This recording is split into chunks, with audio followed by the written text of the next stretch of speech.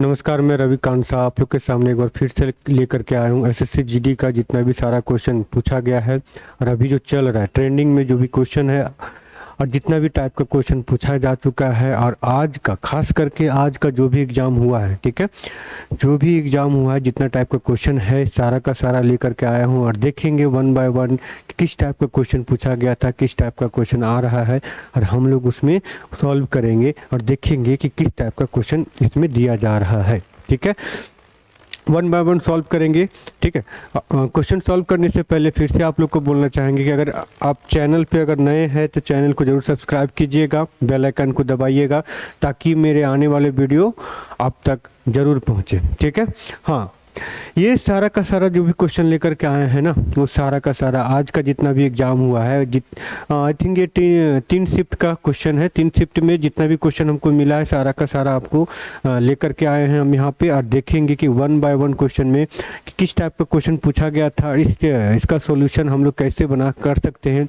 Easy से easy तरीका में सॉल्यूशन का इसको करके देखते हैं। ठीक है, चलिए मिलते हैं। अब हम लोग अगले क्वेश्चन में दिया है क्या, इसमें देखिए बोला है कि विजय तथा साहिल मिल करके एक कार्य को कितना दिन में 40 दिन में पूरा करता है। ठीक है, विजय तथा साहिल मिल करके एक कार्य को 40 दिन में पूरा कर सकता है। साहिल तथा रंजित उसी कार्य को 48 दिन में पूरा कर सकता है। रंजीत तथा विजय उसी कार्य को 60 दिन में पूरा कर सकता है। तो तीनों मिलकर के उस कार्य को कितना दिन में पूरा करेंगे। तो ये जो क्वेश्चन आपका टाइम एंड वर्क का है। ठीक है, ये जो क्वेश्चन है 3 पर्सन है, तीनों जो है एक दूसरे के साथ दो लोगों के साथ एक साथ काम करते हैं। तो इस टाइप का क्वेश्चन को हम लोग कैसे डील करेंगे, किस टाइप से इसका तरीका क्या होगा, हम लोग इसमें कैसे सॉल्व कर सकते हैं और वन बाय वन इसमें देखेंगे। याद रहे कि अभी जो चल रहा है समय वो एग्ज़ाम का समय चल रहा है। इसमें अगर आपको ध्यान इधर उधर भटका तो समझिएगा कि 1 साल फिर से आपका बर्बाद हो जाएगा। ठीक है, तो तैयारी इस तरह से कीजिए कि लगे कि ये मेरा आखिरी एग्ज़ाम है। अगर इस उम्मीद से कीजिएगा ना कि ये मेरा आखिरी एग्ज़ाम है, आखिरी अटेम्प्ट है, तो डेफिनेटली आपका एग्ज़ाम निकलेगा। ठीक है, देखिए कहा ये मतलब हम लोग देखते हैं कि लोग बहुत सारे तैयारी कर करके फ्रस्ट्रेट हो जाते हैं। लोग बहुत सारा ताना मारते हैं, बहुत कुछ बोलते हैं, लेकिन हमें उनके बात में नहीं आना है। ठीक है, आई बात समझ में, उन लोग के बात में नहीं आना है और ना ही उन लोग को समझाना है, सिर्फ अपने आप को मोटिवेट करना है। मोटिवेट इन द सेंस कि खुद को वे में रखिए ताकि हम रास्ते से भटक ना जाए। आई बात समझ में, है ना। हम लोग सब यही सब करेंगे, देखेंगे, है ना, और देखेंगे कि किस टाइप का क्वेश्चन आया हुआ है और हम उस क्वेश्चन को बना सकते थे। अगर आज हम एग्जाम में बैठते तो क्या ये क्वेश्चन मेरा हो सकता था। ठीक है, सारा का सारा वन बाय वन देखेंगे। ठीक है, और वन बाय वन समझेंगे कि इसमें टॉपिक क्या है, किस टाइप का क्वेश्चन पूछा जा रहा है। ठीक है ना, आई बात समझ में। देखिए बहुत लोग समझेंगे, बहुत लोग कहेंगे, बहुत लोग बोलेंगे छोड़ दो तैयारी, छोड़ दो। ठीक है, पता है ना कि अगर लोग आपसे खुश नहीं है, ठीक है, अगर आपसे लोग खुश नहीं है तो रहमत रहने दीजिए। आपका काम क्या है, सिर्फ अपने आप को मोटिवेट करना, अपने आप को आगे बढ़ाना। ठीक है, क्योंकि आप किसी के मनोरंजन के लिए आप यहाँ नहीं आए ना, आपका अपना ज़िंदगी बनाने के लिए आए। किसी का मनोरंजन के लिए अगर आए होंगे तैयारी करने के लिए और वो खुश हो जाएगा तो ऐसा नहीं होगा, है ना। आप अपना ज़िंदगी बनाने, अपना लाइफ को सेटल करने के लिए आप यहाँ पे आए। तो लोगों के अनुसार अगर आप चलिएगा तो नुकसान आपका होगा। आपका मन क्या बोलता है क्या आप निकाल पाइएगा, सिर्फ उस पर ध्यान दीजिए। ठीक है, लोगों के चक्कर में आप अपना वे और अपना मोटिवेशन को मत खो दीजिए। लोग बहुत कुछ बोलेंगे कि मत करो, ऐसा करो, वैसा करो, बहुत तैयारी कर रहा है तुम, कैसे क्या करेगा। इस सब बातों से दूर रहिए, खास करके वैसे व्यक्ति से जो आपको नेगेटिविटी आपके अंदर ला दे। समझ में आया। आप अपने आप को मोटिवेट कीजिए, अपने आप को स्ट्रांग रखिए, बोलिए कि नहीं हम कर सकते हैं। ठीक है, चलिए आते हैं हम लोग क्वेश्चन में, ज़्यादा टाइम वेस्ट किए बिना। चलिए देखिए क्या बोला है, विजय और साहिल। ठीक है, विजय और साहिल किसी काम को कितना दिन में कर रहा है, ये 40 दिन में कर रहा है। ठीक है, विजय और साहिल किसी काम को 40 दिन में कर रहा है। विजय और साहिल जो है वो किसी काम को कितना दिन में कर रहा है, तो ये 40 दिन में कर रहा है। उसके बाद क्या बोला, साहिल तथा रंजीत उसी काम को कितना दिन में किया, 48 दिन में। कितना दिन में, तो 48 डेज में। ठीक है, उसके बाद क्या बोला कि रंजीत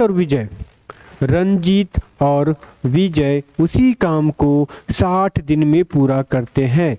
उसी काम को कितना दिन में, तो 60 दिन में पूरा करते हैं। अब बोले क्या है कि अगर तीनों एक साथ काम करेंगे ना, जब तीनों एक साथ काम करेंगे तो कितना दिन में काम पूरा होगा।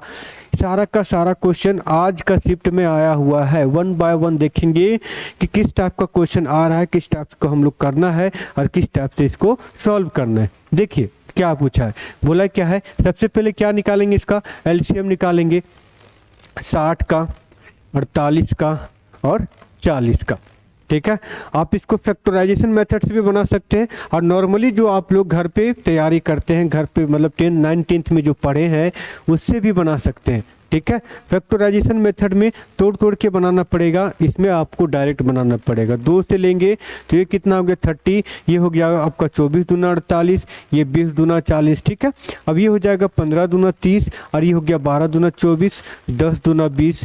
फिर से इसको लेंगे 2 बार में क्योंकि ये दोनों कट रहा है ना, तो ये हो जाएगा 15, ये हो जाएगा 6 और ये हो जाएगा 5। अब किससे कटेगा, 3 से, 3 5 15, 3 दूना 6 और ये हो जाएगा 5। ठीक है, इसके बाद क्या हो जाएगा आपका 5 से कैंसिल होगा 1 और ये हो गया 2 1। अब आपका ये फैक्टर बच गया, कौन कौन सा, 2 2 2 3 5 2। अब ठीक है, सबको मल्टीप्लाई करेंगे, ये तीनों को करेंगे तो 8 होगा, 8 दूना 16, 16 और 15 कितना हो जाएगा, 16 गुना 15, 15 दहा के 150। ठीक है, और 15 छक्के 90, 90 हो जाएगा। ठीक है, 0 9 5 14, 1 और 1 2, कितना एलसीएम आ गया, 240 एलसीएम आ गया। समझ में आया, 240 एलसीएम आ गया। आप इस मेथड से बना सकते हैं, नहीं तो आप क्या करना है, इसका फैक्टर निकालना है, प्राइम फैक्टर निकालना है। ठीक है, प्राइम फैक्टराइजेशन से भी आप इसको सॉल्व कर सकते हैं। ठीक है, चलिए अब आते हैं हम यहाँ पे, बोला क्या है, ये सारा का सारा एलसीएम निकल गया। अब इसमें से क्या निकलेगा, हमारा इफिशियंसी निकलेगा। पता है ना कि टाइम का उल्टा क्या होता है, इफिशियंसी होता है। ठीक है, अब क्या करेंगे 1 बाय 1, ये हो गया 0 से 0, ये हो जाएगा 6 चौक 24, 6 बार में कितना बार में कटेगा, 6 बार में, 6 चौक 24, मतलब ये हो गया 40 को 6 से गुना करेंगे 240 हो गया। 48 का हो जाएगा, ये 5 बार में जाएगा, 8 5 40 और 5 चौक के 20 और 4 24, 5 बार में गया और ये हो जाएगा 4 बार में। ठीक है, मतलब 6 चौक 24 4 बार में चला गया। ठीक है, मतलब विजय और साहिल एक दिन में कितना काम करते हैं, एक दिन में 6 काम। उसी तरह साहिल और ये जो रंजीत दिया हुआ एक दिन में कितना काम, 5 दिन। ठीक है, 5 काम कर रहे हैं। और रंजीत और विशाल जो है वो एक दिन में कितना काम कर रहे हैं, 4 काम कर रहे हैं। अब बताइए, अब यहाँ पे देखिएगा 2 बार साहिल आया, 2 बार विजय आया, 2 बार रंजीत आया। ठीक है, तो क्या करेंगे, 2 कॉमन ले लेंगे, क्या हो जाएगा, विजय प्लस साहिल प्लस रंजीत। ठीक है, ये जो है एक दिन का काम कितना हो जाएगा, 6 4 10 और 5 15 हो गया, एक दिन में 15 टोटल मिला के। तो V plus S plus R का जो वैल्यू होगा वो कितना हो जाएगा, 15 डिवाइड बाई 2, मतलब ये तीनों मिलकर के एक दिन में 7.5 काम करेंगे, 15/2 काम करेंगे। ठीक है, टोटल काम कितना करना भाई साहब, तो टोटल काम जो है 240 करना है। ठीक है, लेकिन ये एक दिन में कितना काम किए हैं, 15 गुना 2 कैंसिल होगा, 15 एकम 15, 6 90, 16 दूना 32, कितना हो जाएगा आपका आंसर, 32 होगा। समझ में आया, ये प्रोसीजर आप इसमें फॉलो कर सकते हैं, आसान है, बनाइएगा तो और भी आसान लगेगा। ठीक है, देखिए बहुत लोग बहुत कुछ बोलेंगे, उस पर डिपेंड नहीं करना है, उसका बात नहीं सुनना है, अपना तैयारी लगे रहना है। कहीं से भी पढ़िए लेकिन ज़रूर पढ़िए। ठीक है, कहीं से भी पढ़िए लेकिन ज़रूर पढ़िए, पढ़ाई को बीच में मत छोड़िएगा। चलिए अब आते हैं यहाँ पे, एक व्यक्ति को 10.20 प्रति केजी और 14.4 प्रति केजी के चावल की किस अनुपात में मिलानी चाहिए ताकि मिश्रण का मूल्य 12.6 प्रति केजी हो जाए। समझिए, दो तरह का चावल है, ए और बी, दो तरह का चावल लिया गया, ठीक है, दो दुकान से, ए और बी दो दुकान से दो तरह का चावल लिया गया। ए जो नंबर ये जो है इसमें और इसमें अलग अलग तक किस्म का, यहाँ पे 10.2 रुपये पर केजी की दर से लिया गया और यहाँ पे 14.4 केजी प्रति केजी की दर से, मतलब इतना रुपया लगा 1 केजी का, इसमें बी दुकान में लगा 14.4 रुपीज़, ठीक है, 1 केजी का। अब दोनों किस्म के चावल को क्या किया, मिक्स कर दिया और बेच दिया किसमें, तो 12.6 रुपीज़ के हिसाब से। अब क्या करेंगे, इसका एलिगेशन मेथड लगाएंगे, समझ में आया ना। अब यहाँ पे देखिए 12.6 में से 10.2 माइनस करेंगे तो यहाँ पे बचेगा 4 पॉइंट, ठीक है। अब 12 में से 10 माइनस करेंगे तो 2 हो जाएगा, यहाँ पे 2.4 हो गया, ठीक है। अब यहाँ पे देखिए 14 में से 14.6 में से 12.6 माइनस करेंगे तो आपका कहीं ना कहीं यहाँ पे 8 आएगा, ठीक है, और यहाँ पे 1 आ जाएगा। इसको ऐड करिएगा तो इतना आ जाएगा, 8 और 6 14, 12 और 1 13 और 1 14, ठीक है। तो ये हो गया आपका 1.8 और 2.4, ये रेशियो में आया। अब इसको क्या करेंगे, पॉइंट को हटा दिए तो ये भी पॉइंट हट गया आपस में। अब कटेगा 3 6 18, 6 से कटेगा 6 3 18 और ये 6 चौके 24। आपका जो रेशियो बनेगा वो 3:4 के टर्म में बनेगा। क्या बनेगा, 3:4 के टर्म में।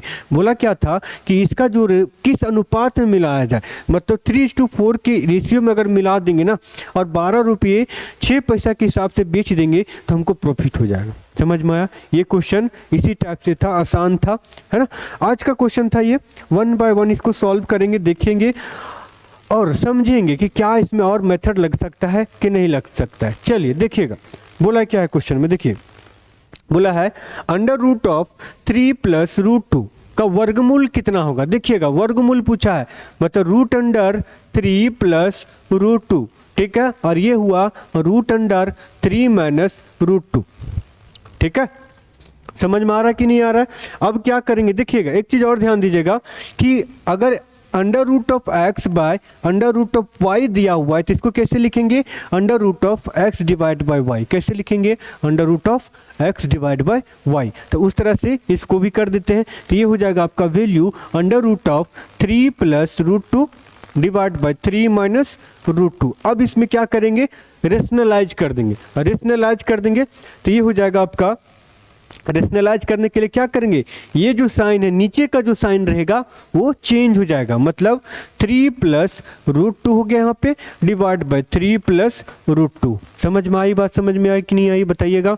चलिए अब यहाँ पे देखिए ये हो जाएगा आपका, ये दोनों का करेंगे तो 3 + √2 का होल स्क्वायर होगा भाई साहब, और नीचे हो जाएगा 3 3 जा 9, ये कितना हो गया 9 हुआ कि नहीं हुआ। इसका स्क्वायर करेंगे और ये दोनों का स्क्वायर करेंगे, यहाँ पे माइनस लेंगे तो कितना हो जाएगा बताइएगा, ये हो जाएगा आपका कहीं ना कहीं 3 हो गया, ये ठीक है 3, ये a + b और a - b के टर्म में टूट रहा है, ठीक है ना। हाँ, और ये दोनों का स्क्वायर करेंगे तो यहाँ पे कितना हो जाएगा, तो हो जाएगा आपका 2 हो जाएगा, ठीक है। अब यहाँ पे ध्यान दीजिएगा कि अगर हम इसको सॉल्व करते हैं, तो यहाँ पे दिखेगा कि ये जो वैल्यू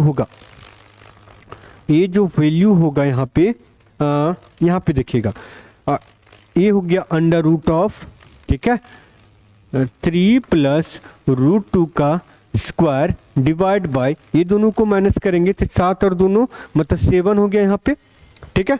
अब ये 7 हो जाएगा आपका, तो कहीं ना कहीं जो इसका जो वैल्यू आएगा वो प्लस के टर्म में आना चाहिए था, प्लस के टर्म में ही आना चाहिए था, जो आया नहीं है क्योंकि ये दोनों हो गया +- 3 का स्क्वायर, 3 3 जा 9, ठीक है, ये दोनों का कर रहे हैं तो ये हो गया 2 - 2, ठीक है।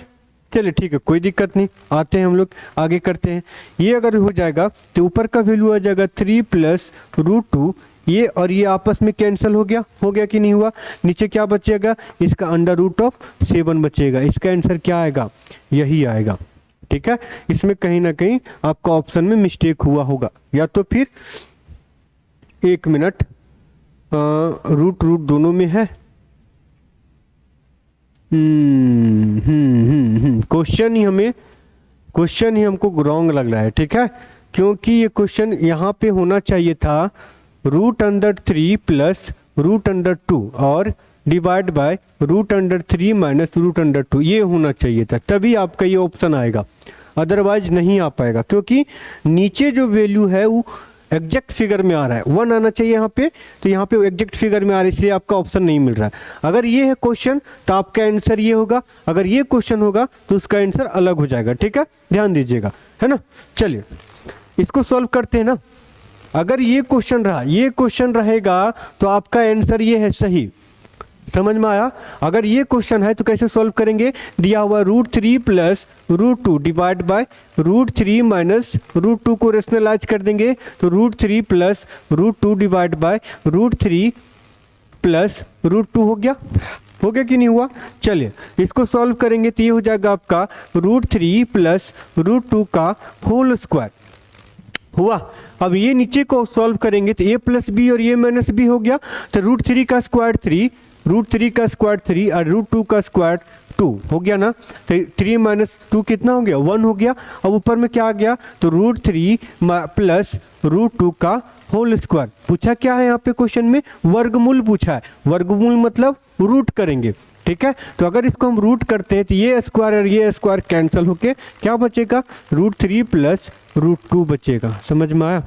तो उस अनुसार से आपका आंसर हो जाएगा √3 प्लस √2। अदरवाइज ये अगर क्वेश्चन रहा तो इसका आंसर आपका ये हो जाएगा, देख लीजिएगा, है ना। जो आपका क्वेश्चन आया होगा वो दोनों के अनुसार से आप इसको हम बना दिए हैं, ठीक है, दोनों के अनुसार से बनाए, दोनों का अलग अलग आंसर आया है, ठीक है। चलिए अब आते हैं नेक्स्ट क्वेश्चन में, अगला क्वेश्चन देखते हैं। अगला क्वेश्चन क्या पूछा है, क्वेश्चन नंबर 4 देखते हैं, ठीक है। चलिए ये क्वेश्चन रेशियो का क्वेश्चन है ना। बोला क्या है, यदि 5a प्लस 3b, ठीक है, मतलब देखिए 5a plus 3b is to 4a plus 7b is equal to, ये हो जाएगा आपका 3:4 दिया हुआ है, यही दिया हुआ है ना। चलिए इसको तोड़ देते हैं, तो यहाँ पे लिखेंगे 5a plus 3b divide by 4a plus 7b is equal to 3 divide by 4 कर दिए। तो पूछा क्या है, ये अनुपात b पूछा, ये अनुपात b का वैल्यू पूछा, निकलेगा ना। चलिए कैसे निकलेगा, क्रॉस मल्टीप्लाई कर देते हैं, इसको इधर और इसको इधर, ये हो जाएगा 5 के 20 हो गया, 4 तिया 12 12 भी हुआ इज इक्वल टू, ये 4 तिया 12 a हो गया और 7 तिया 21 b हो जाएगा। कितना होगा, तो 21 b हो जाएगा, समझ में आया ना। अब क्या करेंगे, a वाला को एक साइड और b वाला को b अलग साइड में करेंगे। चलिए ये हो जाएगा 20a 20a minus 12a is equal to 21b minus 12b होगा ना, समझ में आया। चलिए कर देते हैं, कितना हो जाएगा 8a इज इक्वल टू, यहाँ पे करते हैं तो ये हो गया 8 और 1 9b, ठीक है। अब a और b का अनुपात पूछा तो क्या हो जाएगा, चेंज हो जाएगा, ये इधर चला जाएगा और ये इधर चला जाएगा, तो 9:8 होगा, क्या होगा 9:8, 9:8 होगा, समझ में आया। 8:9 भी दिया हुआ है तो ध्यान दीजिएगा वो गलत हो जाएगा आपका आंसर, ठीक है ना। चलिए अब आते हैं क्वेश्चन नंबर 5 में, आई बस समझ में, ठीक है। देखिए एसएससी जीडी का जो भी एग्जाम है ना, इतना इजी लेवल का है कि आप आसानी से निकाल सकते हैं, आसानी से कर सकते हैं। आपको पता होना चाहिए कि आप सोचते होंगे कि वो कितना गरीब है, वो कितना अमीर है, वो सब कुछ है उसके पास, तो आपको एक चीज का बात का ध्यान रखना पड़ेगा कि लोग जितना चाहे वो अमीर हो जाए, लोग जितना चाहे वो अमीर हो जाए, बीते हुए कल को खरीद नहीं सकता, समझ में आया। कितनों भी अमीर हो जाएगा लेकिन वो बीते हुए कल को खरीद नहीं सकता। और जो लोग कितने भी चाहे गरीब हो जाए, अमीर और गरीब लोग जितना भी चाहे गरीब हो जाए, अपने आने वाले समय को ऐसा नहीं है कि बदल नहीं सकता। गरीब के पास में इतना पावर है कि अपने आने वाले कल को बदल सकता है। लेकिन अमीर के पास में ये पावर नहीं है कि बीते हुए कल को खरीद सकता है। तो अपने आप को गरीब और या कमज़ोर मत समझिएगा, अपने आप को इस तरह से बना दीजिए कि आने वाला एग्ज़ाम आपका हो, आपका समझ में आए। समझ में आया ना? करना इस लेवल का तैयारी है कि जब भी एग्ज़ाम में बैठे तो उस एग्ज़ाम का एक सीट आपका हो, सिर्फ ये दिमाग में डाल दीजिए। बोला क्या, आप देखिए ट्रेन का बोल दिया, ट्रेन में बोला क्या, एक रेलगाड़ी 54 किलोमीटर प्रति घंटा की चाल से मतलब गति से चलते हुए प्लेटफॉर्म को 40 सेकंड में पार कर देती है। रेलगाड़ी के मतलब रेलगाड़ी का जो लंबाई दिया हुआ है वो 150 मीटर है, तो प्लेटफॉर्म की लंबाई ज्ञात कीजिए। आपको पता होना चाहिए कि ट्रेन का जो लेंथ है वो प्लस प्लेटफॉर्म का लेंथ को ऐड करेंगे, डिवाइड बाय टाइम करेंगे तो क्या निकलेगा, स्पीड निकलेगा। समझ में आया कि नहीं आया? अब बताइए ट्रेन का लंबाई कितना दिया हुआ भाई साहब, 150 मीटर दिया हुआ है। प्लेटफॉर्म की लंबाई पता है? नहीं पता है। टाइम कितना दिया हुआ, 40 सेकेंड। तो इज इक्वल टू हो जाएगा स्पीड।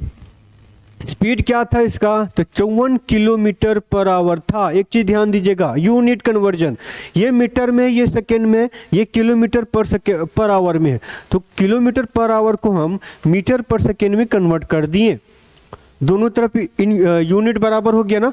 चलिए अब बना देते हैं इसको, 150 प्लस एल डिवाइड बाय 40, ये कैंसिल हो गया, 18 तिया 54, ठीक है, 5 तिया 15 हो गया। इसको गुना कर देंगे तो ये हो गया 150 plus L is equal to 15 गुना 40, तो 15 तिया 45, 15 चौके 60। 150 plus L is equal to 600 हो गया। एल बराबर क्या हो जाएगा, 600 माइनस 150। एल बराबर क्या हो जाएगा, 600 माइनस 150 होगा कि नहीं होगा? ये दोनों को माइनस करेंगे तो कितना आएगा, 600 में से 150 घटा देंगे, 450 बचेगा कि नहीं बचेगा, बोलिएगा। 450 होगा कि नहीं होगा, 450 मीटर। कितना, तो 450 मीटर। किसका, प्लेटफॉर्म की लंबाई 450 मीटर हो जाएगा। समझ में आया? आसान था ना?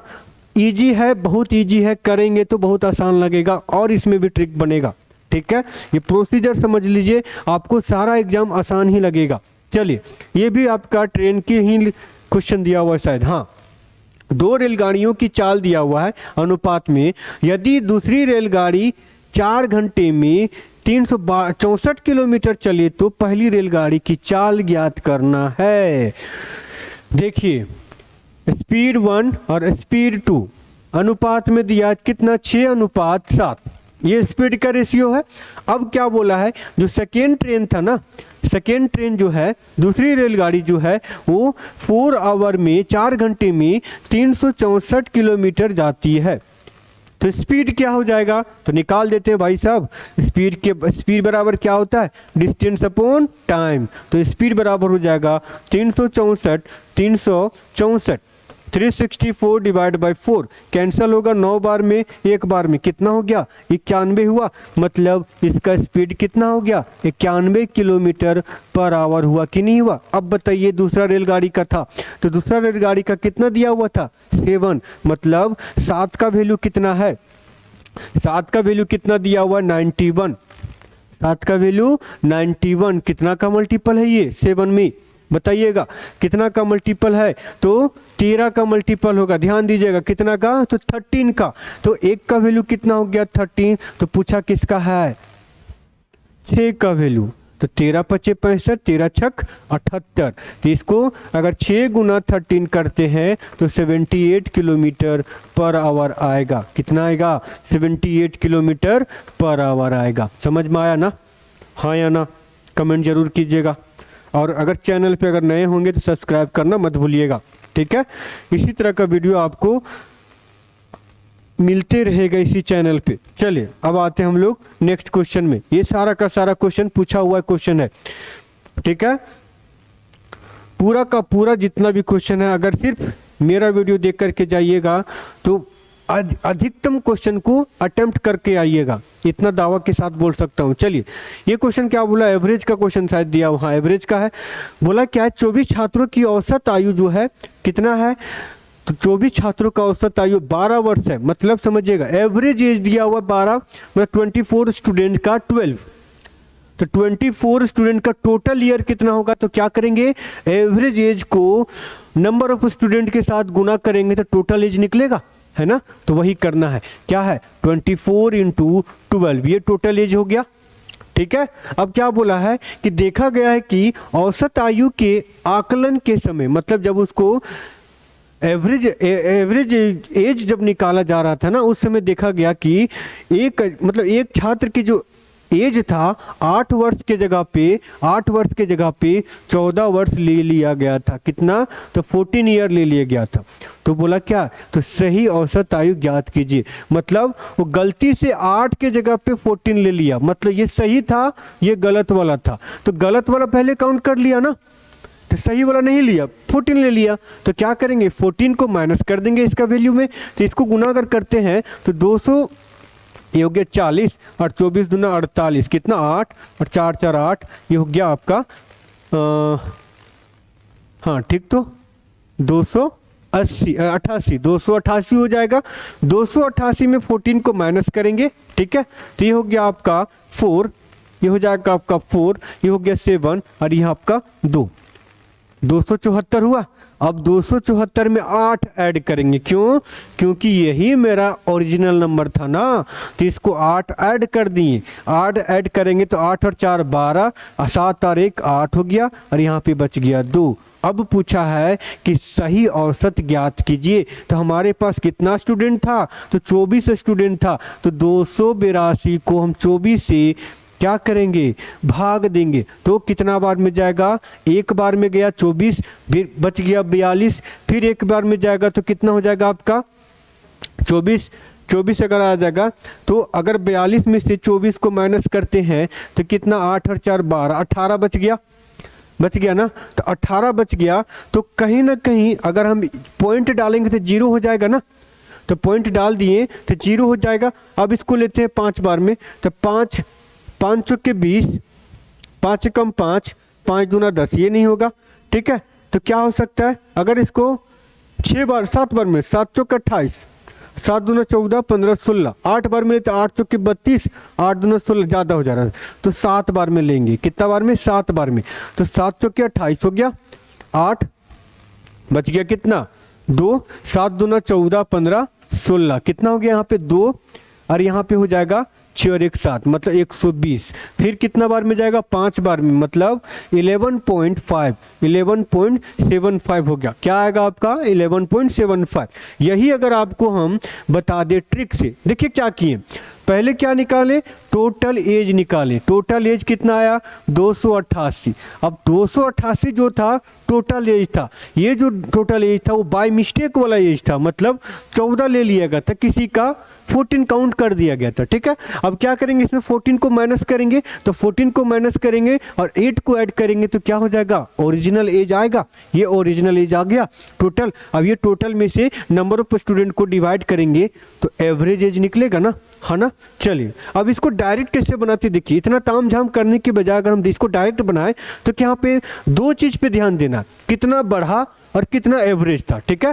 पहले कितना था 8, होना चाहिए 8, लेकिन बढ़ के कितना कर दिया वो 14, मतलब होना चाहिए एक्चुअली में इतना, लेकिन हो कर दिया बाय मिस्टेक, ये मतलब ये गलत वाला था। तो क्या करेंगे, 8 में से जो गलत वाला है उसको माइनस करेंगे, ओरिजिनल में से डुप्लीकेट को माइनस कर दिए तो कितना आएगा बताइएगा भाई साहब। तो ये हो जाएगा आपका -6 होगा कि नहीं होगा, 8 और 6 14, -6 होगा कि नहीं होगा। अब ये -6 जो है, ये -6 को क्या करेंगे, एवरेज के साथ, जो आपका एवरेज दिया हुआ उसके साथ उसको डिवाइड कर देंगे, ठीक है। तो एवरेज कितना था भाई साहब, 12 था, कितना था तो 12।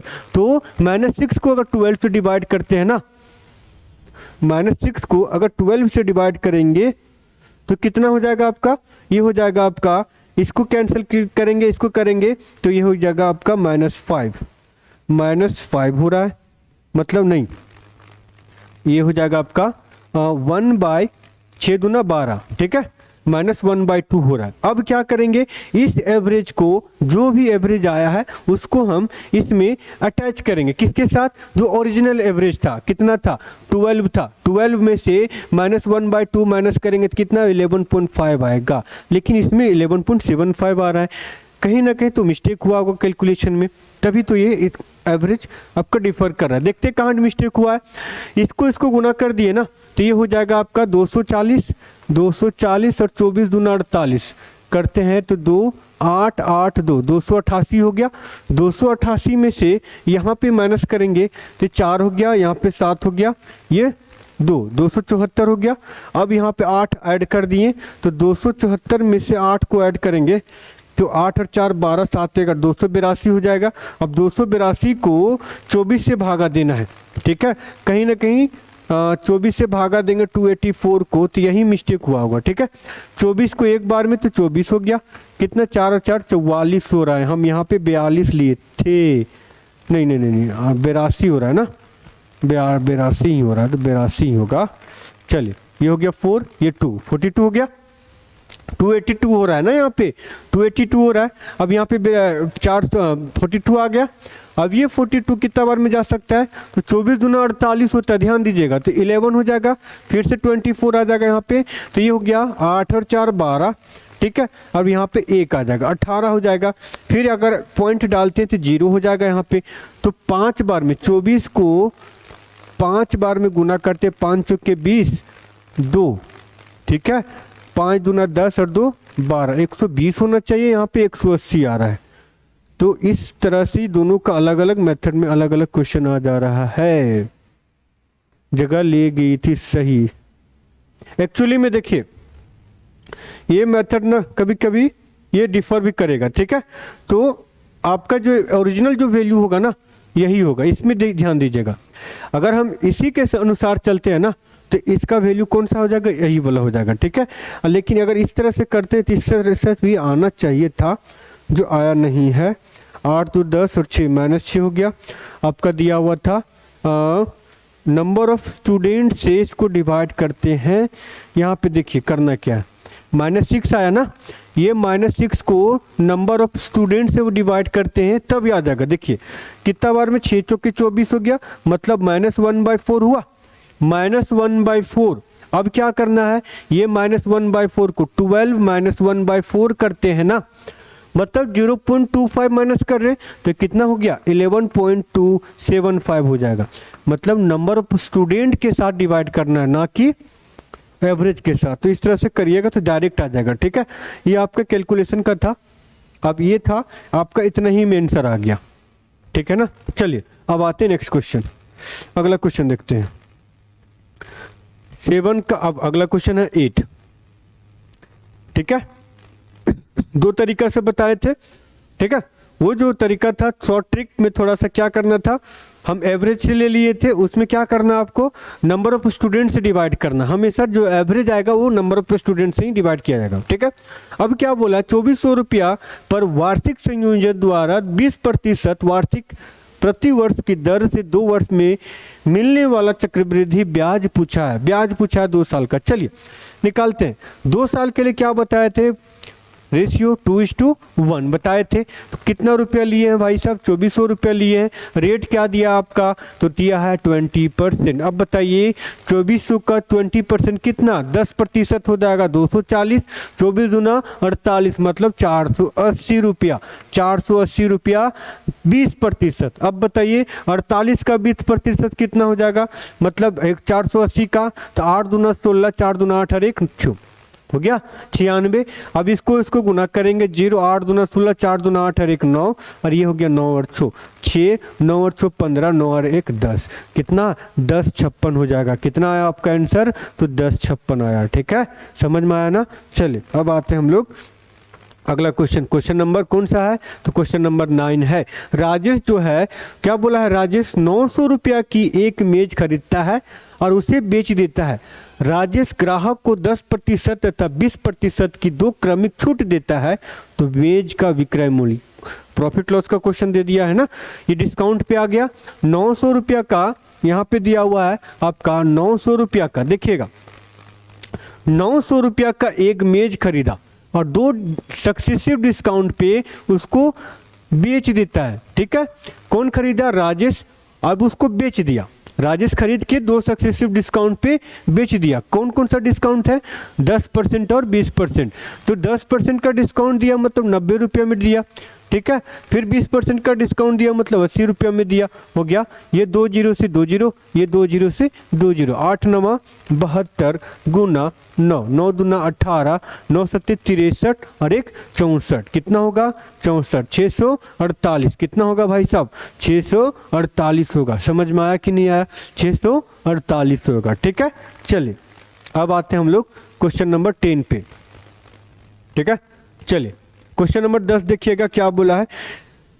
एक आदमी 2160 रुपया में 2 पंखे खरीदता है। एक पंखे पर 15% लाभ कमाता है, दूसरा पे 9% हानि पर बेचता है, ठीक है। अब पूरे सौदे में उसको ना लाभ होगा ना हानि होता है, तो पंखे का मूल्य पूछा है दोनों का। प्रॉफिट लॉस का क्वेश्चन है, फिर भी ये बना देंगे। चलिए, 2 पंखा खरीदा, ए और बी। सपोज ए और बी 2 पंखा खरीदा, एक पर 15% का लाभ कमाया तो दूसरे पे 9% का हानि, मतलब -9% हो गया। प्रॉफिट मतलब प्लस और हानि लॉस मतलब माइनस, ठीक है। अब आगे क्या बोला है कि जब तू पूरा बेच दिया ना तो उसको ना ही लाभ हुआ और ना ही हानि होता है। ना ही लाभ हुआ ना ही हानि हुआ मतलब 0% हो गया, ठीक है। चलिए अब कर देते हैं इसको। क्या करेंगे? बड़ा में से छोटा को। 15 में से 0 को माइनस करेंगे तो कितना होगा? 15। अब बताइए 0 बड़ा है कि -9? तो 0 बड़ा है, तो 0 को -9 के साथ घटाएंगे तो कितना आ जाएगा? 0। देखिएगा 0 माइनस 9 कितना हो गया आपका भाई? माइनस माइनस प्लस क्या आ गया आपका? 9 आया, तो ये आपका 9 हो गया। 3 तिया 9, 3 पचे 15, 5 और 3 8। ये क्या हो गया आपका? SP। ये आपका SP, ठीक है। तो ये क्या निकला आपका? CP। समझ में आया? SP से CP निकलता है। तो CP एक्चुअली में कितना रुपया दिया था? 2160 रुपया। 5 और 3 8 का वैल्यू दिया है 2160 रुपया। तो दोनों का अलग अलग पूछा है। पहले एक का निकाल लेते हैं। ये हो जाएगा 2160 बट्टा 8, 8 दूना 16, ठीक है। 16 हो जाएगा 6 और 5, 8 सत्ते 56 हो जाएगा 270 रुपये एक का वैल्यू। तो 3 का वैल्यू कितना हो जाएगा? 0 सत्तिया 21, 3 दूना 6 और 1 6 और 2 8, मतलब 81। कितना है? 81 10। और इसका कितना हो जाएगा? 0 7 पचे 35, 5 दूना 10 और 3 13, 13 50 और 810। कौन सा होगा? 13 50 810। देख लीजिएगा स्ट्रक्चर, अगर मेथड से बनाइएगा तो थोड़ा लंबा पड़ेगा, थोड़ा हार्ड लगेगा, ठीक है। इस मेथड से बनाइएगा तो आसान लगेगा। चलिए अब आते हैं हम लोग क्वेश्चन नंबर 11 में। देखिए 11 नंबर में क्या बोला है? P Q से 20% अधिक है, R तथा R से 40% कम है, तो यदि Q का मान 150 रुपया तो R का। रेशियो का क्वेश्चन है। कौन कौन सा टर्म है? P Q और R। क्या बोला है? P जो है Q से 20% अधिक है, तो 20% को कैसे लिखेंगे? तो 1/5। अगर Q से बोला था 5 रहेगा तो ये कितना हो गया? 6 हो गया। 20% अधिक है, 5 ये 6। आगे क्या बोला है? देखिए R से 40% कम है। कौन? P। तो 40% को क्या लिखेंगे? ये हो जाएगा आपका 2/5। 40% को 2/5 ही लिखेंगे, है ना। 2/5 हो गया, मतलब कितना कम है? 40% कम है। किससे? R से। तो ये 5 हो जाएगा, 2 कम हो जाएगा तो कितना हो जाएगा? ये 3 होगा। समझ में आया ना? चलिए इसको सॉल्व करेंगे तो 6 तिया 18, यहाँ पे क्या आ जाएगा? 3, यहाँ पे क्या आ जाएगा? 6। समझ में आ रहा ना? इसको कैसे बनाएंगे? तो इसको बेस लेंगे, जो जो आपका वैल्यू नहीं है उसमें सामने ही फिलअप करेंगे, ठीक है। चलिए 5 तिया 15, 6 पचे 30। अब क्या दिया वैल्यू? Q का। Q का वैल्यू कितना दिया? मतलब 15 का वैल्यू 150 है, तो पूछा R का, मतलब 30 का वैल्यू पूछा है। तो 150 बटा 15 गुना 30, ये कट गया एक बार में, मतलब कितना आ गया? 300 रुपया आया कि नहीं आया? बताइएगा, कमेंट करके जरूर बताइएगा कि 300 रुपया आ रहा है कि नहीं आ रहा है, हाँ या ना, ठीक है। चलिए अगर आपको क्वेश्चन अच्छा लग रहा है तो चैनल को जरूर सब्सक्राइब कीजिएगा और बेल आइकन को जरूर दबाइएगा। अब ये आपका सिंप्लीफिकेशन का क्वेश्चन है। पूछा क्या है? ए का वैल्यू दिया हुआ है कितना? 4011। बी का वैल्यू दिया हुआ है कितना? 3989। यही दिया हुआ है कि नहीं दिया हुआ? देख लीजिएगा, हाँ या ना। अब क्या पूछा है? ए गुना बी, अब देखिए दोनों को गुना करेंगे 4011 गुना 3989। अब यहाँ पे ध्यान दीजिए, अगर हम इसको गुना करने जाएंगे ना तो बहुत समय लगेगा। कहने का मतलब 2 से 3 मिनट ले लेगा या 1 से 2 मिनट ले लेगा, तो हम उतना समय क्यों दें। ठीक है, तो इसको हम डायरेक्ट कैसे करेंगे, देखिए बहुत बड़ा लग रहा है कि इसको गुना करेंगे तब जाके चारों मैच करेंगे तो कौन सा आंसर मेरा होगा, तो पूरा गुना करते जाइएगा फिर जाके आखिरी में ये मिलेगा। तो उससे बेहतर यही है, तो करेंगे क्या, देखिए सबको जीरो में कन्वर्ट कर देंगे। कैसे, देखिए इसको लिख सकते हैं 4000 प्लस 11, 4011 हो गया, गुना इसको कैसे लिख सकते हैं, तो 4000, अभी देखिएगा 4000 में से 11 माइनस करेंगे तो 3989 निकलेगा ना, तो यहाँ पे -11 कर दिए तो इसका वैल्यू ये हो गया।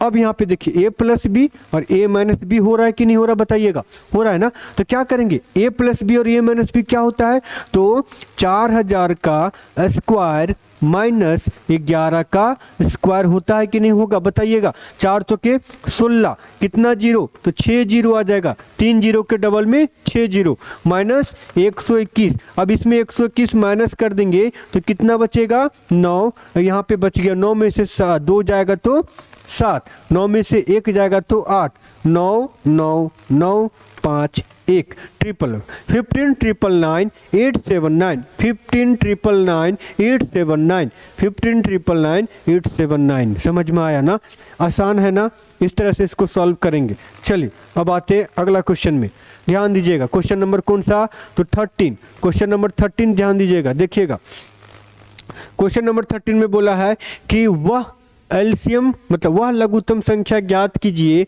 जिसे 12, 18, 36, 45 से विभाजित करने पर कितना शेषफल बचे, 8, 14, 32 और 41 शेषफल बचे। समझ में आया ना। चले देखते हैं क्या दिया हुआ है, क्या क्या नंबर है। पहला आपका ये क्वेश्चन आपका एलसीएम एचसीएफ से है कि ये 12 हो गया, 18 हो गया, ठीक है, ये 36 हो गया और ये 45 हो गया। ये नंबर्स हो गया और ये आपका शेषफल रिमाइंडर हो गया। रिमाइंडर कितना बच रहा है, यहाँ पे बच रहा है आपका 8, यहाँ पे 8 हो गया, यहाँ पे 14 हो गया, ये 32 हो गया, ये 41 हो गया। ठीक है, अब जब भी इस टाइप का क्वेश्चन दे, अलग अलग डिफरेंस में दे, आपका रिमाइंडर दे, ठीक है, तो देखिएगा इसमें सबसे पहले दोनों का अंतर देखेंगे, किसका किसका, तो जो वैल्यू दिया हुआ है और जो रिमाइंडर दिया हुआ है। ठीक है, तो दोनों का जो डिफरेंस है, 12 में से 8 को घटाएंगे तो कितना आएगा, 4 आ रहा है। 18 में से 14 को घटाएंगे तो 4 आएगा। 36 में से 32 को घटाएंगे तो 4 आएगा। 45 में से 41 को घटाएंगे 4 आएगा। मतलब प्रत्येक दशा में, प्रत्येक स्थिति में, प्रत्येक कंडीशन में कितना रिमाइंडर बच रहा है, 4 बच रहा है। मतलब डिफरेंस कितना आ रहा है, 4 का डिफरेंस आ रहा है। तो क्या करेंगे, सबका एलसीएम निकालेंगे और उसमें से 4 माइनस कर देंगे ना, तो ये मेरा वैल्यू आ जाएगा। समझ में आया, हाँ या ना। चले करते हैं, सबसे पहले निकालते हैं एलसीएम। क्या क्या दिया है, तो 45, 36, 18 और ये 12 दिया हुआ है, निकाल दीजिए। फैक्टराइजेशन मतलब फैक्टोरियल मेथड से भी बना सकते हैं, सबका फैक्टर निकालेंगे, प्राइम फैक्टर, फिर उसको उस तरह से तोड़ सकते हैं। ठीक है, चलिए कर देते हैं, ये हो जाएगा आपका। चलिए वही मेथड से बना देंगे, फैक्टर मेथड। एक तो मेथड से बता दिए ना, अब ये फैक्टर मेथड देखिए क्या दिया है, 45, 36, 18 और 12, इसको तोड़ेंगे तो 15 तिया 45 हो रहा है। ठीक है, तो ये 3 होगा, गुना 3 गुना 5 हो गया, 5 तिया 15, 15 तिया 45 हुआ। अब यहाँ पे आते 9 चौक 36, मतलब 2 गुना 2 गुना 3 गुना 3 हो गया, 2 दूना 4, 3 तिया 9 चौक 36 हो गया। अब आते हैं 6 तिया 18, 2 गुना 3, ठीक है, 6 तिया 3 दूना, ठीक है, 2 और आएगा, 2 गुना 3, 3 दूना 6, 6 दूना 12, 6 तिया 18 होना चाहिए, 3 3 9 दूना, ठीक है, 2 गुना 3 गुना 3 ये होगा, 3 तिया 9 दूना 18। ठीक है, अब आ गया 12, तो 2 गुना 2 गुना 3, 3 दूना 6 दूना 12। अब यहाँ पे इस तरह से एलसीएम निकालेंगे। कैसे? अब देखिए सबसे पहले चेक करेंगे कॉमन कहाँ कहाँ पे दिया हुआ है। ठीक है, तो कॉमन कहाँ कहाँ पे दिया है? क्या तीनों में कॉमन है? 2 तो कॉमन नहीं है। यहाँ पे देखिए तीनों में क्या कॉमन है, तो आपका इसमें 3 है, इसमें भी 3 है, इसमें भी 3 है और इसमें भी 3 है। एक ही जगह पे 3 दिया है, बाकी किसी में नहीं दिया है, तो सब टर्म को ले लेंगे। ठीक है, तो 3 एक यहाँ पे हो गया, एक यहाँ पे हो गया, एक यहाँ पे, एक यहाँ पे। इसमें से सिर्फ एक लेंगे, बाकी सबको लेना पड़ेगा। ठीक है, चलिए अब आ जाते हैं यहाँ पे। यहाँ पे क्या हो जाएगा? 3 इंटू 3 इंटू 5। यहाँ पे क्या हो गया? 2 इंटू 2 इंटू 3 गुना 2 गुना 2 गुना 3 हो गया। अब यहाँ पे 2 गुना 3, यहाँ पे क्या आ जाएगा? 2 गुना 3 होगा। लेकिन एक चीज ध्यान दीजिएगा, एक चीज ध्यान दीजिएगा। ठीक है, इस टाइप का जब भी आप लीजिएगा, एक चीज ध्यान दीजिएगा कि ये जो तीनों में कॉमन आया ना, तीनों में कॉमन आया। अब यहाँ पे ध्यान दीजिए, इसको अगर तोड़ते हैं, देखिए समझिए थोड़ा सा, अगर हम इसको तोड़ते हैं इस टाइप में, इस फैक्टर में, तो इस तरह का एलसीएम कैसे निकालेंगे? तो देखिए तीनों का तीनों जो तीनों चारों के चारों में से सबसे बड़ी संख्या कौन सी है? तो ये 45 है, 45 है ना। चलिए सबसे पहले आप 45 को ही ले लीजिए, गुना करने की जरूरत ही नहीं पड़ेगा इसमें से। अब देखेंगे यहाँ पे से देखिएगा, अब उसके बाद छोटी संख्या कौन सी आती है? 36 आती है कि नहीं आती है? अब वो चीज़ देखेंगे। 36 आ रहा है, अब 36 का फैक्टर कौन कौन सा है? 2 गुना 2 गुना 3 गुना 3। अब यहाँ पे देखेंगे कि 45 में जो फैक्टर बनाए थे तो क्या उसमें है कि नहीं है। चलिए 45 का फैक्टर में क्या क्या था? 3 3 5 था, तो क्या उसमें 2 2 था? नहीं था। तो क्या करेंगे? यहाँ पे 2 गुना 2 ले लिए, ले लिए। अब यहाँ पे देखिए, अब यहाँ पे समझिएगा, यहाँ पे क्या क्या था? 3 3 5 और यहाँ पे क्या? 3 3। जब यहाँ पे ऑलरेडी 3 3 है तो इसका 3 3 लेंगे? नहीं लेंगे। समझ में आ गया? क्लियर हुआ? हाँ। अब आते आगे, अब यहाँ पे देखिए 18 में आते हैं। ठीक है, 18 में देखिए 2, यहाँ पे कितना है? 2। ठीक है, अब यहाँ पे देखिए इससे छोटा ये था, इससे छोटा ये था। आई बात समझ में? अब यहाँ पे देखिए 2 है, यहाँ पे 3 है, यहाँ पे 3 है। इसको लेने से पहले चेक करेंगे यहाँ पे कि क्या इसमें ये सारा प्रेजेंट है। जब प्रेजेंट होगा तो उसको नहीं लेंगे। समझ में आया? तो यहाँ पे देखिए ये 2, तो 2 ऑलरेडी है, ये इसमें 3 और 3, तो इसमें 3 और 3 होगा ना। 15 तिया 45, मतलब 3 तिया 9, 9 पचे 45, 3 गुना 3 गुना 5 इसमें है ना, तो इसमें ये 3 और 3 आएगा? नहीं आएगा। चलिए अब आते हैं यहाँ पे 2 गुना 2 गुना 3। अब यहाँ पे देखिए इसमें 3 है और 2 गुना 2 ऑलरेडी है, तो होगा ये? नहीं होगा। समझ में आया? तो इसका जो एलसीएम हो जाएगा वो क्या आएगा? तो इसका जो एलसीएम होगा यहाँ पे 45, 45 गुना 4 कितना हो जाएगा? 5 चौके 20, 4 चौक 16, 17 18 कितना होगा? तो आपका 180 एलसीएम आ गया है। कितना आया? 180। हमको क्या बोला था? प्रत्येक दशा में ये सब का सारा आपका क्या बचे? शेषफल बचे। तो उस कंडीशन में क्या करेंगे? जितना डिफरेंस कॉमन आया है उसको माइनस कर देंगे, तो कितना आ गया? 176 आया। आई की बात समझ में कि नहीं आया? एक बार बताइएगा। सारा का सारा वैल्यू इसके अनुसार लेंगे। ठीक है, ये फैक्टराइज कर दिए, मतलब लीस्ट मल्टीपल, मतलब एलसीएम का जो वैल्यू होता है वो क्या होता है? Least multiple factor. ठीक है, चलिए अब देखिए कॉमन, अब देखिए जितना से जितना कम कॉमन हो। ठीक है, अब यहाँ पे देखिए ये दोनों तो कॉमन था, यहाँ भी कॉमन हो गया, यहाँ भी कॉमन हो गया, इसमें नहीं था तो इसको अलग से ले लिए। ठीक है, तो इसी तरह सारा का सारा वैल्यू इसमें आ गया। समझ में आया ना? ठीक है, चल अब आते हैं हम लोग क्वेश्चन नंबर 14 में। आई बात समझ में? चलिए क्वेश्चन नंबर 14 में देखते हैं। बोला क्या है कि प्रथम 10 प्राकृतिक संख्याओं के वर्गों का औसत पूछा है। प्रथम 10 प्राकृतिक संख्याओं के वर्गों का औसत, कहने का मतलब ये हुआ कि बोला क्या है? 1 का स्क्वायर। प्राकृतिक संख्या कौन कौन सी है? 2 का स्क्वायर प्लस 3 का स्क्वायर डॉट डॉट डॉट कहाँ तक? तो ये हो जाएगा आपका 10 का स्क्वायर होगा। अब ये सब का सब वैल्यू पूछा, वर्गों का औसत पूछा है, एवरेज पूछा है। ठीक है, तो डिवाइड बाय क्या करेंगे? सबको डिवाइड बाय 10 कर देंगे तो वो एवरेज का औसत निकल गया। तो सबसे पहले इसका एडिशन करेंगे, तो इसका एडिशन क्या होता है? Formula n into n plus 1 और 2n+1 डिवाइड बाय क्या हो गया आपका 6 हुआ। समझ में आया ना, ये इसका वर्गों का योग हो गया। ठीक है, पुट कर देंगे n बराबर क्या लेंगे, अंतिम पद क्या था 10 था, ये हो गया 10 गुना, ठीक है 10 गुना 11 गुना 21, 10 गुना 20 और 1 21 डिवाइड बाय 10 गुना 6। 10 क्यों लिए, एवरेज पूछा था इसलिए 10 ले लिए। ठीक है, अब चलिए ये 10 से 10 कैंसिल हो गया, यहाँ पे देखिएगा ये हो जाएगा 3 दूना 6, 3 सत्ते 21, 11 सत्ते 77/2, 77 का आधा कितना होता है, तो ये हो जाएगा 3 दूना 6 17, 8 दूना 16, 28 सॉरी यहाँ पे 3 आएगा ना, 38.5 होगा। कितना होगा ये 38.5 होगा। आसान था ना, है ना। चलिए अब आते अगला क्वेश्चन, क्वेश्चन नंबर 15 में। क्वेश्चन नंबर 15 में देखिएगा क्या बोला है, बोला क्या है इसमें कि एक वृत्त की परिधि 22 सेंटीमीटर लंबी भुजा वाले वर्ग के परिमाप के बराबर है।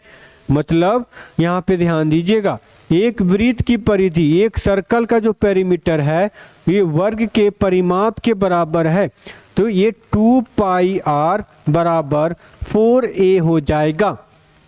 ठीक है, एक वृत्त की परिधि जो है 22 सेंटीमीटर भुजा वाले वर्ग के परिमाप के बराबर है, तो उस वृत्त का क्षेत्रफल ज्ञात करना है, उस वृत्त का क्षेत्रफल ज्ञात करना है। तो सबसे पहले यहां से क्या निकलेगा, आपका r निकलेगा, है ना। तो ये हो गया 2 गुना 22 बटा, मतलब 22 ये पाई ही ले लेते हैं। ठीक है, ये पाई हो गया यहाँ पे 2 into pi into R is equal to 4 into भुजा कितना दिया हुआ इसका 22 सेंटीमीटर 22। ठीक है, ये कैंसिल होगा इसके साथ, हो गया ना, कितने बार में कैंसिल हो गया ये आपका 2 बार में, 2 दूना 4, ये हो जाएगा आपका इसको चलिए इसको तोड़ ही देते हैं यहाँ पे, तो हो गया 22/7, ये 22 से 22 कैंसिल हो, 7 दूना कितना हो जाएगा 14, आर बराबर कितना हो गया 14 हुआ। अब इसका क्षेत्रफल निकालना है, अब ये हो जाएगा आपका क्षेत्रफल पाई आर स्क्वायर, मतलब कितना होगा, तो पाई आर स्क्वायर, तो ये हो गया पाई 14 का स्क्वायर, मतलब 196 पाई। कौन सा होगा भाई साहब, 196 पाई होगा। समझ में आया ना, है ना, आसान था। चलिए अगला क्वेश्चन करते, क्वेश्चन नंबर 16। कौन सा करेंगे, तो क्वेश्चन नंबर 16 करेंगे, देखेंगे कि क्या इसमें दिया हुआ है। चलिए क्वेश्चन नंबर 16 देखते हैं।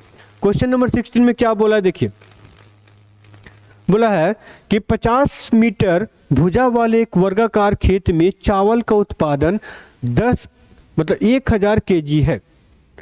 अब ये वर्गाकार खेत दिया हुआ है, उसमें कितना केजी चावल होता है, तो आपका होता है 1000 केजी।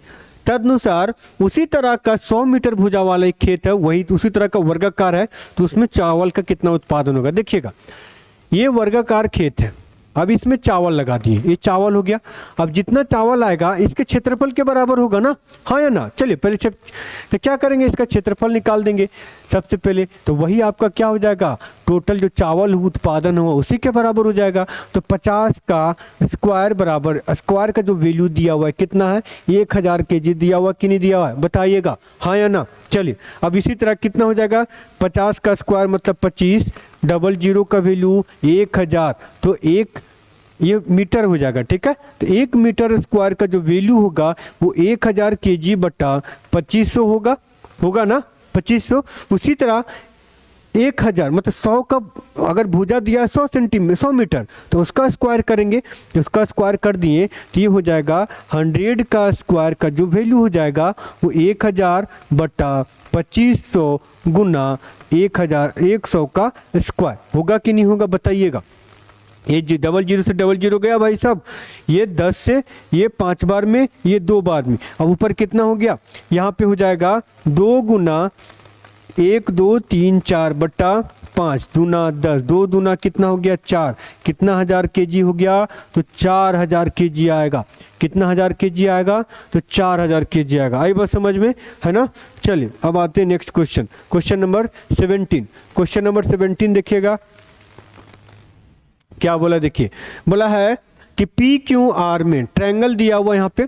ठीक है, ये ट्रायंगल है पी क्यू आर, ये ट्रायंगल दिया हुआ है। बोला क्या है कि क्यू पी आर, ये एंगल जो है कितना है, ये 45 दिया हुआ है, ठीक है, यही 45 दिया हुआ है। बोला क्या है कि एंगल पी क्यू आर और एंगल पी आर क्यू का द्विभाजक बिंदु है, मतलब इसको बीच में यहाँ पे कट कर रहा है। ये क्या आपका ओ है, क्या है आपका ओ। तो पूछा क्या, इसी का वैल्यू पूछा, क्यू ओ आर का वैल्यू पूछा है, इसका वैल्यू पूछा है। तो क्या करेंगे देखिएगा, दो तरह का इसका कंसेप्ट आता है, ठीक है, एक आएगा इनर में और एक आएगा आउटर में, ठीक है। आउटर का जो वैल्यू रहेगा इस टाइप से रहेगा, आउटर का जो फिगर रहेगा वो आपका इस तरह से रहेगा, इसका ये वाला फिगर आएगा, यहाँ पे ओ आएगा, ठीक है। ये आपका पी हो गया, क्यू हो गया और ये आपका आर हो गया। तो दोनों का अलग अलग फॉर्मूला होता है। क्या होता है इसमें, क्या अंदर है, तो अंदर में क्या हो गया, यहाँ पे देखिएगा ये जो एंगल है कहीं ना कहीं 90 डिग्री से बड़ा होगा, अधिक कोण होगा, ठीक है, और ये जो वैल्यू होगा वो 90 डिग्री से कम होगा, मतलब न्यून कोण होगा, ठीक है। तो न्यून कोण होगा, कहने का मतलब ये हुआ कि ये जो वैल्यू आएगा पी का जो एंगल लेंगे, angle P by 2 plus 90 degree हो जाएगा एंगल ओ, इसका जो आंसर आएगा सो। और इसमें जो आएगा वो आ जाएगा आपका, इसका जो वैल्यू होगा वो हो जाएगा एंगल क्यू डिवाइड बाय 2, मतलब 90 में से माइनस करेंगे तो आपका जो वैल्यू आएगा वो एंगल ओ हो जाएगा। इसमें से 90 में से माइनस करेंगे इस एंगल को तो ये एंगल लेगा, और 90 में से इस एंगल को हाफ को ऐड कर देंगे तो आपका ये एंगल निकल जाएगा, ठीक है। तो 45 दिया हुआ यहाँ पे, तो 45 का आधा कितना होता है, 22.5, 22.5 आता है ना, 22 दूना 44 प्लस 90 को 22 से जोड़ देंगे तो कितना आएगा, 112.5 समथिंग आएगा, है ना, 112.5 आएगा। दोनों का अलग अलग कंडीशन बता दिए हैं, दोनों के लिए आप अप्लाई करके देख लीजिएगा कितना आएगा, 112.5 आएगा, ठीक है। इस तरह से सारा क्वेश्चन दिया हुआ है, आप लोग कर सकते हैं। क्वेश्चन नंबर 17 दिया हुआ है। अब आते हैं 18 में, क्वेश्चन नंबर 18 में देखिएगा, क्वेश्चन नंबर 18 में क्या दिया देखिए, बोला क्या है कि जमीनी तल पर खड़ी चट्टान के पाद से 129 मीटर पर खड़ी चट्टान, ठीक है, पाद से इतना खड़ी चट्टान, शीर्ष का उन्नयन कोण इतना दिया हुआ, तो उस चट्टान की ऊंचाई दिया हुआ है। पूछा क्या है, अच्छा ठीक है, मतलब देखिए ये जो चट्टान जो है ना, यहाँ से यहाँ तक का इसका जो एंगल दिया हुआ है कितना है, वो दिया है 30 डिग्री, ठीक है। और जमीनी तल पर खड़ी चट्टान के पाद से, मतलब इस यहाँ से 129 मीटर खड़ी चट्टान के शीर्ष का 129, मतलब यहाँ से यहाँ तक का कितना दिया हुआ है आपका, 129 मीटर दिया हुआ है। तो उस चट्टान की ऊंचाई ज्ञात कीजिए। इस चट्टान की ऊंचाई, ये इसका वैल्यू शायद पूछा हुआ है, हाँ, उस चट्टान की ऊंचाई ज्ञात कीजिए। चलिए निकाल देते हैं, क्या पूछा है इसमें, चट्टान का ऊंचाई, ये एच का वैल्यू पूछा है ना, चलिए निकालते हैं। पूछा क्या है यहाँ पे, तो ये हो जाएगा आपका 129, कुछ तो गड़बड़ है यहाँ पे, खड़ी जमीनी तल पर खड़ी चट्टान के पाद से 129 मीटर पर खड़ी चट्टान के शीर्ष का उन्नयन कोण इतना है, तो उस चट्टान का शीर्ष का उन्नयन कोण, चट्टान का ऊंचाई ज्ञात करना है।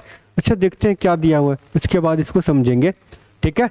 ये निकालते हैं, तो ये निकालने के लिए क्या फॉर्मूला था, tan 30, कितना डिग्री दिया है, 30 डिग्री इज इक्वल टू क्या हो जाएगा, ये आपका हाइट मतलब क्या, परपेंडिकुलर p हो जाएगा, तो ये हो जाएगा आपका p डिवाइड बाय 129, ठीक है।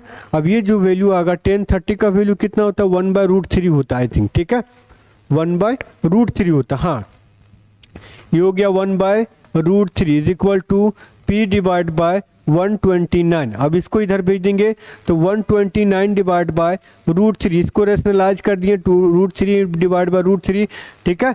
अब ये और ये क्या हो जाएगा, 3 होगा कि नहीं होगा बताइएगा, तो इसका वैल्यू हो जाएगा 129 इंटू √3 डिवाइड बाय 3, ये कैंसिल बार 4 और 3, ठीक है, 3 3 9 मतलब 43√3, कि कौन सा आया 40√3, ठीक है, 43√3 हो गया।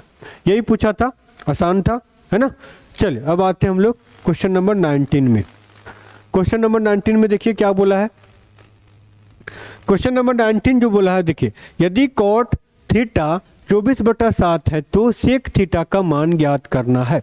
आसान क्वेश्चन है, इससे भी आसान क्वेश्चन नहीं होगा। ठीक है, कॉट थीटा का वैल्यू पूछा, अगर इसको थीटा लिए तो कॉट थीटा का पहले मान निकालना पड़ेगा, b/p होता है, मतलब ये b हो गया आपका और ये आपका p, ये हो जाएगा h। समझ में आया कि नहीं आया बताइएगा।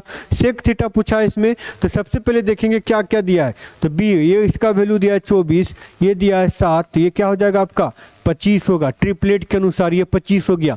पूछा किसका value, sec theta. Sec theta का जो वैल्यू होता है ना वो होता है h/b। क्या होता है, h/b होता है, h/b होता है। h क्या दिया है 25, 25/24 हो जाएगा। क्या होगा, तो 25/24 हो जाएगा। समझ में आया कि नहीं आया बताइएगा। आसान है ना, इससे भी ज़्यादा आसान नहीं होगा। चलिए अब आते हैं अगला क्वेश्चन में। अगला क्वेश्चन क्या बोला देखिएगा। हाँ, ये क्वेश्चन आपका अलजेब्रा का क्वेश्चन दिया हुआ है। अलजेब्रा से क्वेश्चन पूछा था आज, ठीक है, तो उसको ध्यान में रखते हुए देखेंगे क्या पूछा है इसमें। बोला क्या है कि यदि x-3 और प्लस 1/x-3 का जो वैल्यू दिया हुआ है 4 है, तो पूछा किसका है, तो x-3 का क्यूब प्लस 1/x-3 का क्यूब, यही पूछा है। तो क्या करेंगे, निकालेंगे फॉर्मूला, या तो फिर आप लोग इसको डायरेक्ट भी बना सकते हैं। ठीक है, तो डायरेक्ट बनाने के लिए आपको उसको याद करना पड़ेगा। अगर मेथड पता रहेगा तो मेथड से बनाते। क्या मेथड भैया, तो a प्लस बी का होल क्यूब क्या होता है, a cube plus b cube plus, यही होता है ना। हाँ, ये 3ab और a प्लस b होता है कि नहीं होता है बताइएगा। चलिए इसमें पुट कर देते हैं, इसको क्यूब कर देंगे दोनों तरफ। ठीक है, तो क्या हो जाएगा, क्यूब होगा, तो ये हो जाएगा a प्लस बी का क्यूब। तो x-3 का क्यूब करेंगे प्लस 1/x-3 का क्यूब कर दिए प्लस 3 इंटू, ये दोनों को आपस में क्या करेंगे, गुना करेंगे तो 1 हो जाएगा, ध्यान दीजिएगा। और a प्लस बी का वैल्यू क्या दिया है, 4 दिया है, तो यहाँ पे 4 हो जाएगा। और 4 का क्यूब क्या होता है, 4 चौक 16 चौके 64 होता है। अब इसको इधर भेज देंगे तो 64 माइनस 12 करेंगे तो यहाँ पे 2, यहाँ पे 5, कितना आ गया 52 हुआ। समझ में आया, हाँ या ना, कर लीजिएगा, देख लीजिएगा, है ना। अब हम लोग अगला क्वेश्चन करते हैं, देखते हैं अगला क्वेश्चन है। ठीक है, नहीं अब अगला क्वेश्चन तो नहीं दिया हुआ, 20 क्वेश्चन था आज के लिए, इतना ही था, है ना। सारा क्वेश्चन, जितना भी क्वेश्चन आज पूछा गया था अप्रोक्सीमेट सारा का सारा अच्छा खासा क्वेश्चन छूटा हुआ है जो हमको नहीं मिला था, है ना। जो पूछा था, जहाँ तक हमको मिला क्वेश्चन वो सारा लेकर के आए और आपके सामने रखे हैं। अगर आपका मतलब ये हमारा वीडियो आपको अगर पसंद आया हो, अच्छा लगा हो, तो चैनल को ज़रूर सब्सक्राइब कीजिएगा, लाइक कीजिएगा और दोस्तों के साथ शेयर कीजिएगा, ताकि आने वाला जो वीडियो हो आप तक ज़रूर पहुँचे, है ना। मिलते हैं अगले वीडियो के साथ, अगले एनालिसिस के साथ। देखते हैं किस टाइप का क्वेश्चन पूछा जाता है, किस टाइप का क्वेश्चन है और किस टाइप का क्वेश्चन हम लोग बना सकते हैं। ठीक है, तब तक के लिए आप लोग को ऑल द बेस्ट। एग्ज़ाम के लिए बने रहिएगा हमारे साथ, हमारे इस YouTube चैनल में। अगर नए होंगे तो सब्सक्राइब जरूर कीजिएगा। Thank you.